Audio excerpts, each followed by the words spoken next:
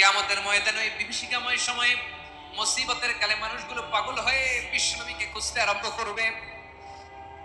সবাই মিলে বিশ্বনবীর কাছে যেয়ে বলবে, ইয়া রাহমাতাল লিল আলামিন, ইয়া খাতামান নবীন, রাহমাতাল লিল আলামিন।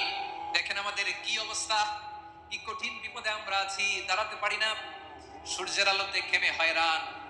আজকে কেউ সুপারিশ করতে পারবে না।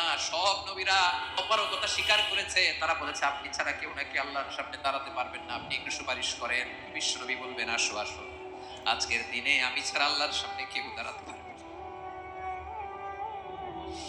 বিশ্বনবী মাকামে মাহমুদে যে আল্লাহু আকবার বলে সিজদায় লুটিয়ে পড়বেন, আল্লাহ রাব্বুল আলামিন বিশ্বনবীকে এমন কিছু চমৎকার শব্দ শেখাবেন, ওই শব্দগুলো দিয়ে আল্লাহর প্রশংসা করে বিশ্বনবী কাঁদতে আরম্ভ করবেন। বিশ্বনবী এমন ভাবে অজর দ্বারা সিজদায় লুটিয়ে পড়ে কাঁদবেন, রব্বুল আলামিনের রহমতের দরিয়ায় চোষ লেগে যাবে।